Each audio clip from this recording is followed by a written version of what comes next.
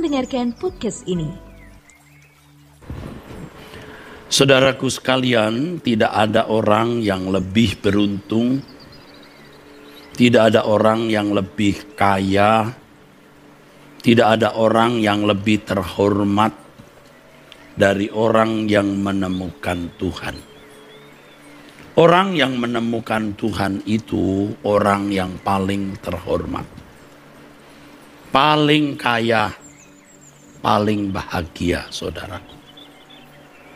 Nah, masalahnya apa yang dimaksud dengan menemukan Tuhan atau menemukan Allah di sini? Harus digarisbawahi, saudara. Beragama itu belum tentu menemukan Tuhan. Banyak orang benar-benar menjadi bodoh, picik, pikirannya dangkal, miskin, naif, dan yang lebih mengerikan, munafik. Merasa sudah menemukan Tuhan karena beragama.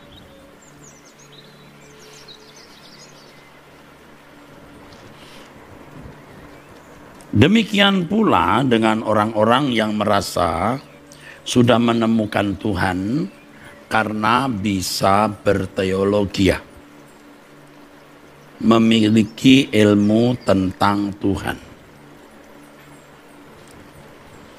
Waktu kecil, waktu muda maksud saya, kita belajar ilmu bumi. Waktu kita SD, SMP belajar kota-kota di dunia, kota-kota di Indonesia, hafal ibu kota dari negara-negara di dunia, kita menghafal benderanya, sampai pada presiden. Bahkan kita juga belajar pendiri dari negara-negara tersebut.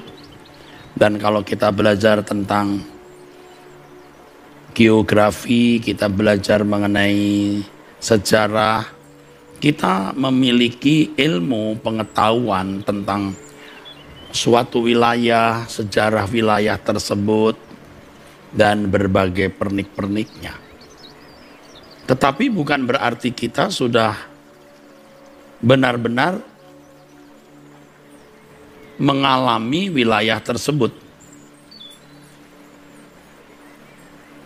Ya, kita hanya memiliki pengetahuannya, tapi tidak mengalami langsung, merasakan wilayah, kalau itu wilayah ya, bertemu dengan orang-orang yang kita tahu sejarahnya. Saudara harus percaya bahwa Allah itu hidup. Allah itu benar-benar nyata. Ya, apa yang dikemukakan oleh Alkitab harus kita pahami, bukan sekedar sebuah sejarah atau fakta-fakta masa lalu yang tersimpan seperti ruangan museum. Ini fakta empiris. Artinya fakta yang benar-benar telah terjadi. Pelaku dari sejarah, ya, manusianya semua sudah mati. Bukti sejarah itu, bukti yang bisu, masih ada. Saya sudah menyinggungnya di pertemuan terdahulu, bahwa bangsa Israel pernah dari Mesir ke Kanaan. Dan penemuan-penemuan arkeologi, artefak, dan lain-lain membuktikan bahwa fakta sejarah itu tidak bohong. Apa yang ditulis Alkitab fakta empiris. Kereta perang Firaun dan perkakas perang ada di Laut Tiberau ada. fakta, dan banyak fakta lain yang merupakan saksi bisu. Tetapi pelaku sejarah manusia mati kabeh, sudah meninggal dunia.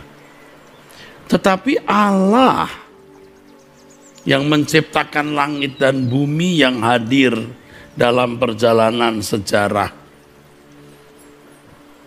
yang hadir di perjalanan sejarah, yang hadir dalam perjalanan sejarah yang ditulis Alkitab, itu Allah yang hidup, eksis. Kalau dikatakan Allah tidak berubah, kita jangan hanya melihat kuasanya, ya, keajaiban perbuatannya. Yang tidak jarang orang melihat hal itu, memfokuskan diri pada hal itu karena ada kepentingan. Jadi ada unsur manipulatif, memanfaatkan. Kalau kita bicara mengenai Allah yang tidak berubah, yang mestinya kita pahami adalah hakikatnya. Allah tidak berubah dalam hakikatnya. Allah yang bertindak dengan hakikatnya,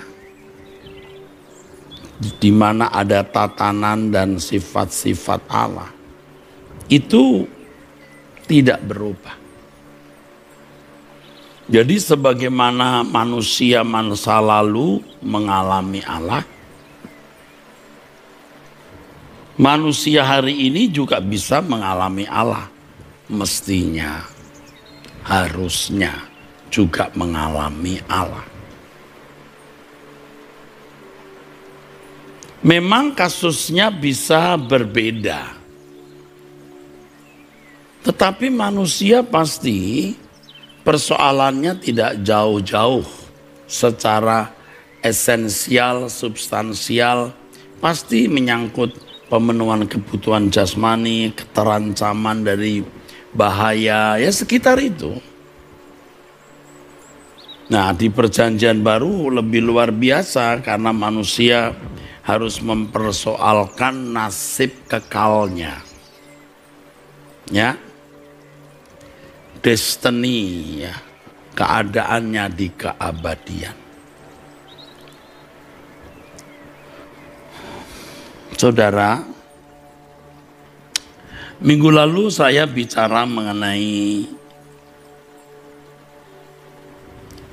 manusia yang memaksimalkan nalar, ya. Manusia yang terus mengembangkan logika, dan memang manusia berhasil membangun ilmu pengetahuan dan teknologi yang begitu maju. Ya. Tetapi seiring dengan perjalanan sejarah di mana manusia menjadi fasik, manusia tidak peduli Tuhan dan hukumnya, dan terjadi banyak pendewaan rasio, maka mulailah orang selain memang tidak merasa memerlukan Allah, Allah dianggap tidak ada atau tidak perlu ada. Allah tidak, maksud saya dianggap tidak bisa membuktikan keberadaannya. Ya. Harus dapat diverifikasi Allah sains. Allah sains. Loh, Allah yang maha kudus, maha mulia kok diperlakukan begitu. Tuhan Yesus berkata, berbahagialah kamu, ya, yang percaya walau tidak melihat. Ayat itu jelas mengisyaratkan, saudaraku, bahwa memang tidak perlu harus membuktikan ala sains yang bisa diraba, disentuh, dilihat ya.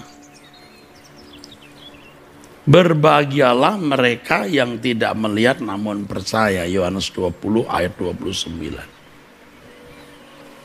Jadi kita harus menerima kenyataan bahwa Allah tidak nyata, tidak hadir versi kita. Allah tidak bisa kita buktikan versi kita. Dia layak dipercayai. Makanya Alkitab mencatat demikian. Nah, sekarang yang dibutuhkan, saudaraku, yang diperlukan, yang harus kita lakukan juga, bukan hanya membicarakan Allah dalam rumusan-rumusan, penjelasan-penjelasan di mana Allah menjadi objek penelitian. Lalu orang mulai berkata yang benar ini, bukan itu. Ya, yang benar ini, yang itu sesat. Sebenarnya itu lumayan semena-mena terhadap manusia. Tapi juga bisa semena-mena terhadap Allah. Bagaimana manusia dengan asumsi merumuskan Allah yang tidak terbatas, lalu membuat penilaian secara tetap, permanen, absolut, mutlak, demikian. Jika tidak demikian menurut rumusannya itu sesat. Saudara, saya setuju. Alkitab harus dibaca, diselidiki, dieksplorasi dengan kaidah-kaidah hermeneutik yang sehat, memperhatikan latar belakang, bahasa asli, dan korelasinya dengan transmisi teks dan lain sebagainya. Tetapi saudara, yang lebih dari itu adalah perjumpaan langsung dengan Allah dan membuktikan eksistensi atau keberadaannya di dalam hidup secara pribadi. Ya, saudara. Orang membuat rumusan tentang Allah itu kan berdasarkan yang dialami Abraham, dialami Musa, Daniel, yang diucapkan oleh Yesus. Kalau saya katakan Yesus artinya Tuhan Yesus yang mengenakan tubuh daging dari sudut pandang Yesus. Dan kita tahu ini sudut pandang satu-satunya yang paling benar, yang mutlak benar. Lalu sudut pandang Paulus yang juga kita mutlakkan benar karena ilham Roh Kudus dan para rasul-rasul. Tergambarlah model Allah seperti ini. Lalu dirumuskan secara doktrinal menjadi sistematika teologi. Oke. Itu bukan sesuatu yang salah. Berteologi itu panggilan, saudara. Tetapi jangan kemudian orang mematok, ya, mengkondisi, mendalilkan bahwa kalau orang sudah mengenal penjelasan mengenai Allah demikian ini, oke, anggaplah itu penjelasan paling benar. Berarti dia sudah bertemu Allah. Ini sebenarnya sebuah penipuan. Dan itu bisa berarti kejahatan. Oke, yang dirumuskan itu benar. Oke, itu Alkitabiah. seandainya demikian. Tapi tetap saya beri catatan, teologi itu bagaimanapun tetap asumsi. Ya, doktrin tidak ada yang boleh dianggap mutlak. Sebab yang mutlak itu hanya Allah, yang di dalam dan melalui Roh Kudus-Nya mengajarkan kepada kita masing-masing. Maksudnya apa? Setiap orang itu memiliki keberadaan yang unik, di mana melalui pengalaman hidup unik setiap individu tersebut Allah memperkenalkan diri. Oke, seandainya doktrin itu paling benar, sudah paling sempurna deh, udah paling benar seandainya. Itu pun tidak menjamin orang bertemu dengan Allah. Tetapi saya harus beri catatan, tidak ada doktrin yang sempurna. Semua itu asumsi. Dan Allah yang merdeka, yang bebas, saudaraku, bisa menyatakan diri dalam berbagai dimensi. Di dalam sejarah, dalam kehidupan individu, dalam konteks tempat, zaman, dan suasana yang khusus. Nah, kesalahan banyak orang, saudara, dan itu membunuh iman banyak orang Kristen. Saya sebut lagi, Eropa itu buktinya. Bahwa doktrin yang ditemukan para teolog masa lalu harus berdinamika sesuai zaman yang berdinamika. Artinya harus ada sebuah pergerakan. Teologi itu bisa bergerak karena zaman bergerak. Manusia berubah dan Allah pun dinamis. Namun demikian, yakin tidak mungkin bertentangan dengan hakikatnya karena Allah tidak berubah. Saya mengatakan ini bukan anti doktrin,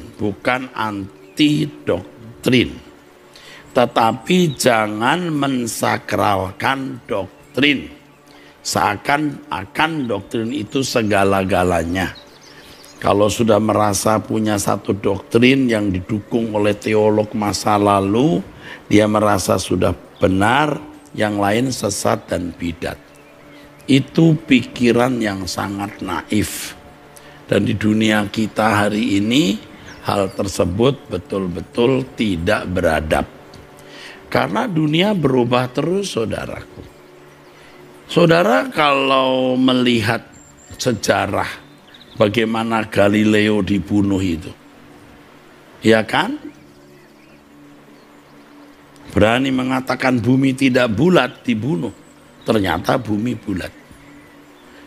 Nah, Anda kalau lihat ilmu pengetahuan saja juga harus mengalami progresivitas. Ada pembenahan, revisi, pelurusan, dan lain sebagainya. Sesuai dengan dinamika hidup dan berkembangnya logika manusia. Allah itu dinamis, saudaraku. Tapi pasti tidak akan menyalahi Alkitab. Jadi kalau saudara merasa doktrin saudara paling benar, ya, di luar doktrin ini sesat, Anda tidak akademis. Kalau di dunia akademis saja orang menjunjung tinggi loh kebebasan berpendapat. Loh, di dunia akademis saja begitu. Nah, di dunia medis saja begitu. Orang mempunyai penemuan, orang berkata, wah ini tidak benar ini. Tapi yang dituding tidak benar, oh enggak, ini sudah uji klinis. Yang itu yang malah nggak benar. Loh, ini sains saja bisa loh terjadi perdebatan. Loh, bukan tidak mungkin. Dalam dunia teologi pun juga bisa terjadi. Tetapi tentu harus dalam kesantunan. Makanya saudara bisa melihat orang santun dan orang yang tidak santun di media sosial. Orang boleh berpandangan apa saja. Baru-baru ini salah satu staf kami di satu daerah minta pertimbangan saya.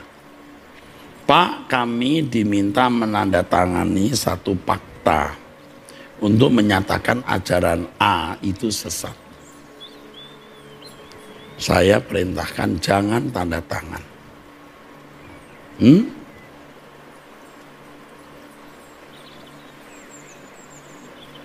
Kita tidak memiliki Majelis Ulama Kristen Indonesia yang main fatwa-fatwa itu. Kalau ada majelis ulama dari agama lain, kita hormati, kita junjung tinggi berdasarkan perspektifnya. Dalam kaitan hidup berbangsa bernegara yang bijaksana, dewasa, dan matang. Tapi Kristen tidak ada Majelis Ulama Kristen Indonesia. Tidak ada. Jadi jangan main-main kamu. Satu kali si A dianggap sesat.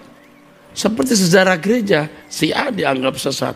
2 abad kemudian si A, ajaran si A dianggap nggak sesat. Yang mengatai sesat ganti dijadi sesat. Bolak-balik begitu. Bolak-balik begitu. Jadi ngawur kan? Kita harus bijaksana. Saudara, pekerjaan saya ini kan ngajar. Debat itu kan hari-hari kerja saya. Tapi kalau saya di media sosial, saya tidak mau debat. Kenapa? Tidak bermartabat. Ya, jadi tidak perlu. Nah, yang saya mau bicarakan hari ini sebenarnya intinya bukan masalah ini. Intinya adalah bagaimana saudara mengacu pada apa yang ditulis Alkitab. Itu dulu. Berjalan dengan Roh Kudus yang ada. Roh Kudus itu ada, hidup. Dan mengalami Allah dalam konteks hidup saudara masing-masing. Yang pasti benar-benar unik. Yang di dalam catatan sejarah kehidupan tidak pernah sama. Bagaimana Allah berperkara dengan seseorang dalam liku-liku kehidupan orang itu unik. Dan kita harus menghargai dan menjunjung tinggi perbuatan tindakan Allah dalam hidup masing-masing individu yang unik. Doktrin tidak salah, tapi jangan mensakralkan doktrin dan menganggap doktrin itu segalanya. Kalau saya sudah berdoa di hadapan Tuhan, saya merasa seakan-akan tidak punya doktrin apa-apa. Aku menghadap Allah yang menjadi tujuan kehidupan. Orang boleh bicara tentang Allah apa saja bisa loh, lamanya lidah tidak bertulang. Selama tinta juga masih selama tinta masih ada isinya. Orang bisa tulis apa saja. Tapi itu tidak ada artinya dibanding berhadapan langsung dengan Allah yang hidup. Nah, jangan sampai jemaat dibuat bodoh oleh orang-orang yang hanya merumuskan doktrin. Saya mengajak saudara menemukan Allah. Kalau Allah itu hidup, Allah itu nyata, harus dialami, harus ditemui. Saya mengajak itu. Dulu saya tidak segiat ini mengajak orang untuk berurusan dengan Allah secara pribadi dan memiliki pengalaman khusus dengan Allah secara pribadi yang unik tadi. Dan pasti luar biasa. Kenapa? Karena saya dulu trauma dengan orang-orang yang ngeroh, yang sering menggunakan nama Tuhan dengan sembarangan. Mendengar suara Tuhan lah, ketemu Tuhan lah, dapat ini, dapat itu. Kamu dapat apa semalam? Mimpi saya dapat ini, dapat ini. Loh Tuhan kok kamu anggap seperti teman begitu? Ya Allah sahabat kita, kita sahabat Allah. Tapi cara kamu memperlakukan Allah itu sembarangan. Karena trauma saya terhadap fakta orang roh yang akhirnya menjadi sesat, saya paling takut menganjurkan orang mengalami Tuhan. Nah, karena saya juga dibesarkan di lingkungan sekolah tinggi teologi dengan sistematika berpikir teologi yang saya miliki, saya lebih rasional. Tetapi sekarang saya melihat carut marut perdebatan di media sosial, di mana media sosial terbuka untuk siapa saja ngomong. Dari anak kemarin sore yang baru lahir, ibaratnya begitu, sampai kakek-kakek yang mau mati, udah ngomong apa saja di situ. Media sosial itu menyempurnakan, saudaraku, kesucian bagi orang yang suci, tapi juga menyempurnakan kejahatan bagi orang yang mau jahat. Orang yang mau cari panggung, orang yang mau tampil, orang yang mau bersinar, media sosial ini memberi peluang. Wah, itu sudah jelas, saudara. Kelihatan itu kesantunan orang kalau bicara di media sosial. Kelihatan belum sembuh dari manusia batiniahnya yang mesti mencontoh Yesus. Belum sembuh, saudara. Nah, saya kasihan jemaat yang polos tulus mau belajar ya, bisa disesatkan. Kalau seseorang mengatai orang lain, memberikan pandangan begono begini, orang itu kan belum punya, orang tersebut kan tidak memiliki kesempatan menjawab, jadi berita yang tidak berimbang. Tapi yang ngomong, yang mencela bilang, ayo temui saya. Loh, kamu sudah mencemarkan nama baik, sudah membunuh karakter saya dengan sesat dan bidat. Itu melanggar ITE. Itu melanggar ITE. Dan itu sudah jelas sesat. Sesat berpikir maksud saya. Itu tidak dalam kasih. Lalu coba ayo beri hak jawab. Nah, kita banyak urusan, saudara, kok mau berantem? Nggak perlu, ya. Dari fakta ini saya menghimbau jemaat, yuk kita ketemu Tuhan.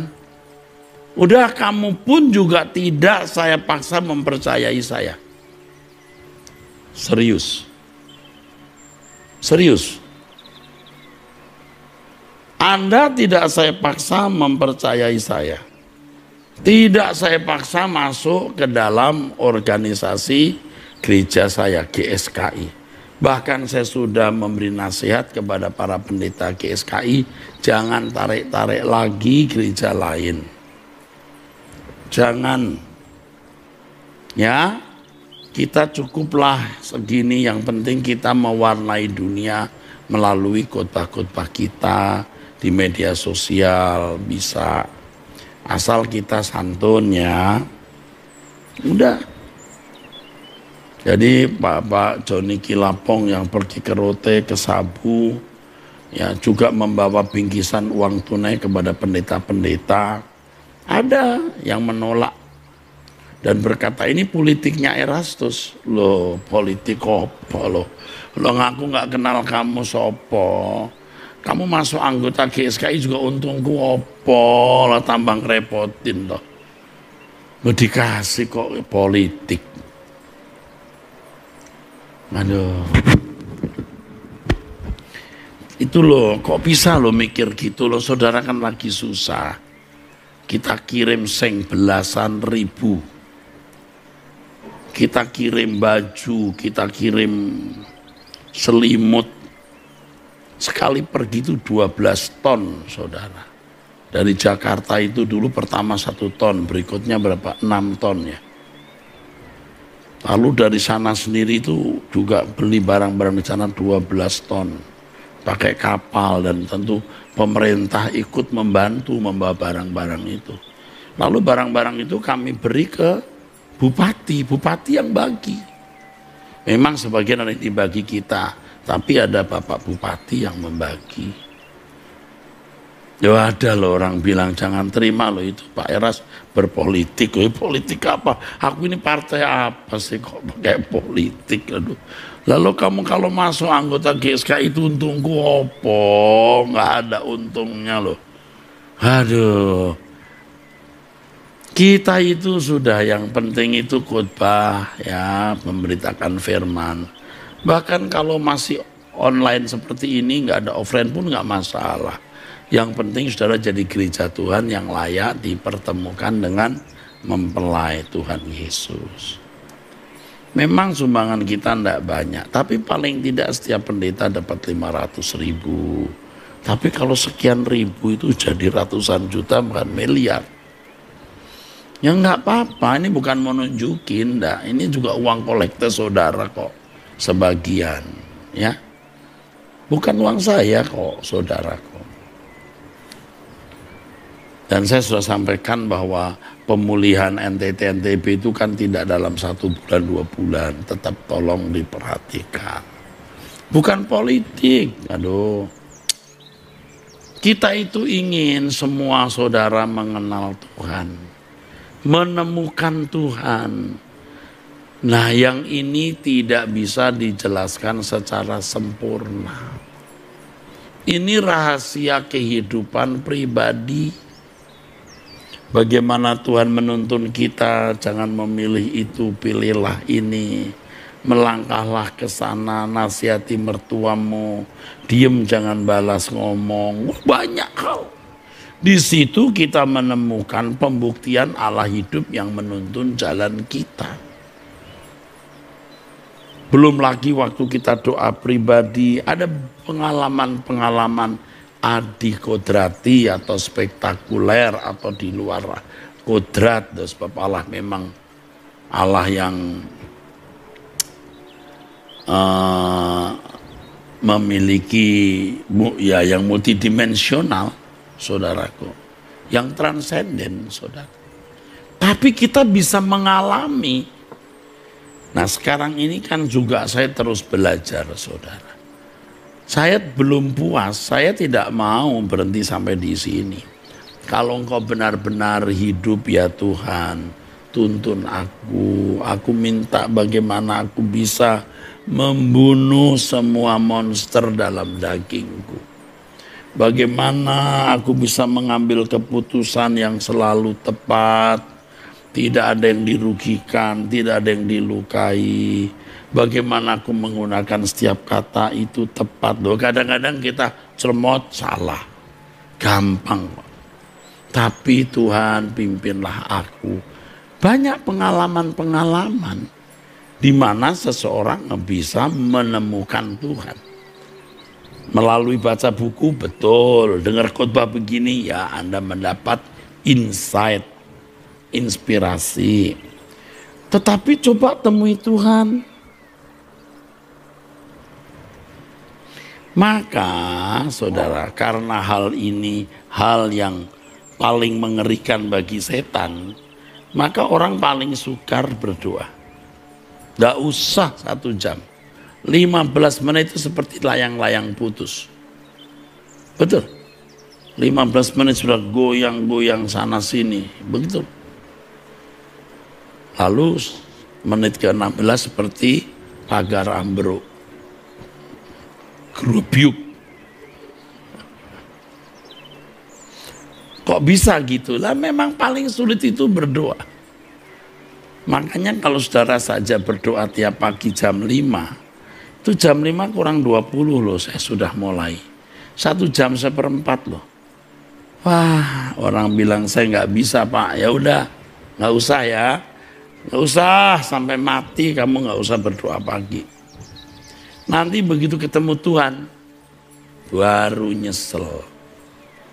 kehormatan kemuliaan Allah itu jauh melampaui yang kita bayangkan. Oh, kita mau bisa menghormati setinggi apapun, kehormatan Allah itu melampaui yang kita bisa bayangkan dan berikan. Temui Allah, makanya saya sering mengajak berdoa. Doa pagi jam 5. Jangan saudara mengasihani diri. Kalau kamu tidak keras kepada dirimu sendiri, dunia yang keras kepadamu. Rusak nanti, keras sama diri sendiri, bangun. Saya sudah berapa kali kasih tahu, saya berapa kali memberitahu. Saya kadang-kadang bangun, saudara, masih lelah, ngantuk. Mata saya itu masih merem, sementara jalan itu masih merem. Rasanya nggak sanggup. Kalau cuma saya guyur air begini, masih ngantuk. Saya guyur mungkin seluruh badan atau rambut. Iya, minum air hangat supaya ngejreng mata. Supaya nggak terlambat bangun, 3 beker. 1 bunyi, kerang, masih tidur. Buat berikutnya bunyi lagi. Tapi biasanya belum bunyi saya sudah bangun karena iramanya sudah mulai. Tapi juga sering baru bunyi 1, baru ring bunyi, saya langsung matikan karena saya nggak mau ganggu orang lain. Saya matikan, lalu yang lain cepat-cepat saya matikan juga karena habis ini bunyi, sekian menit bunyi berikut, sekian menit berikut, ribut kayak ada kekacau balauan, kayak Kejadian pasal 1 ayat 2, kacau balau. Udah begitu sudah. Nah, kenapa? Mahal sekali kalau sudah berdoa, lias hilang semua. Ngantuk juga hilang. Dibiasakan. Itu yang saya merem-merem itu tuh nggak tiap pagi, kadang-kadang. Tapi biasanya lebih banyak begitu bangun, seger sudah. Seger, siapin celana panjang, malamnya udah disiapin baju, tinggal besoknya pakai. Iya. Makanya jam 4:15 itu sudah paling terlambat itu bangun. Bayangkan saudara, kenapa aku mau mengalami Tuhan? Dan herannya, kita itu gak pernah puas. Gak pernah puas ngalamin Tuhan. Mau lebih banyak. Itu lewat doa, nanti lewat pengalaman hidup. Kejadian-kejadian. Wow. Tuhan itu beritahu dia hidup, dia hadir. Sungguh saudara, itu asik. Nah, saya rindu Anda bisa mengalami itu. Yang ketiga, melalui suara. Nanti Anda muncul suara. Dan kadang-kadang emang kita bandel. Tuhan bicara jangan. Kita nekat baru belakangan. Tadi rasanya aku udah mendengar Tuhan bicara jangan. Nah itu. Nanti kita mendengar suara lirih. Pelan tapi kuat. Kadang-kadang kita mimpi sampai gemetar-gemetar. Pasti ada pesan Tuhan. Aduh kok bisa lupa ya, ada apa ini. Waktu kita berdoa, mimpi itu terulang. Nah, kita mau cerita orang nanti dikira subjektif, ngarang-ngarang. Wow, bisa muncul itu mimpi lebih lengkap. Ada pesan Tuhan. Itu Tuhan ada beri pesan. Seperti dulu saya mau ambil keputusan, ya. Satu hal penting saya mengambil keputusan, loh ketemu perempuan cantik. Ini seperti istri tapi juga seperti ibu. Nah kata seperti ibunya itu yang gak diomongin. Ada istri saya, ada anak saya belai begini. Lalu saya mau ngomong gini. So sorry many times I hurt you. Saya ingat sekali pakai bahasa Inggris loh. It's okay. Itu digendong anak. Itu kayak anak saya kepalanya botak. Kepalanya bonyok gitu. Itu kan kesaksian mimpi. Tapi di luar sana Erastus kawin sama Roh Kudus. Itu gimana sih? urusannya. Nah yang begitu-begitu loh digoreng gitu.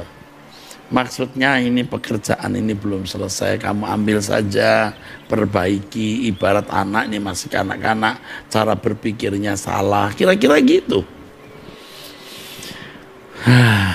Itu subjektif sekali. Dulu saya kalau tahu akan menjadi orang saya bilang molo itu penyakit, aku nggak mau cerita.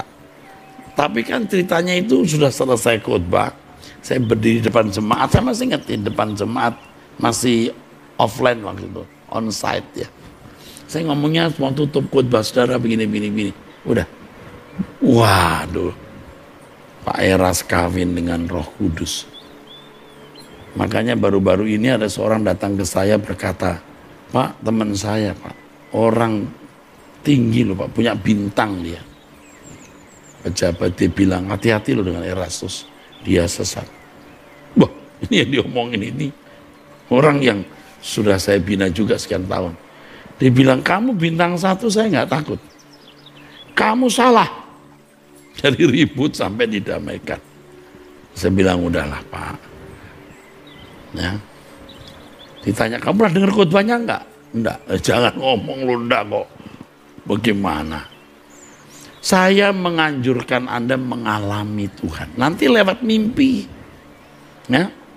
Waktu doa, lewat pengalaman. Waduh. Nanti kita itu dapat suara-suara di hati kita. Percaya. Tapi jangan ngeroh ya. Yang dikit-dikit suara Tuhan. Wah, saya berdoa, saya lihat ada seperti kelelawar. Itu Batman. Yang gitu-gitu tuh ngawur.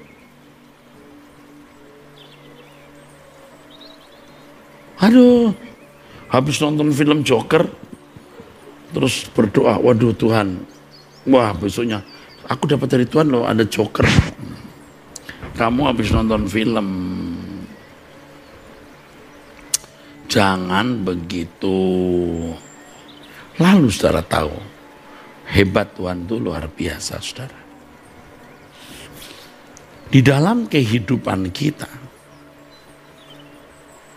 akan menemukan pernyataan-pernyataan Tuhan yang di dalamnya Tuhan berbicara bahwa ini pernyataan-pernyataan dari Dia. Ya, jadi lewat doa pribadi, lewat pengalaman hidup yang dialami saudara, wah itu Tuhan bicara. Lewat cara-cara Allah berbicara, lewat mimpi, penglihatan, Allah itu real. Allah itu nyata, saudaraku. Dan saudara akan bisa membuktikan Allah itu hidup. Dan ini yang membuat saudara akan makin takut akan Allah. Makin takut akan Tuhan.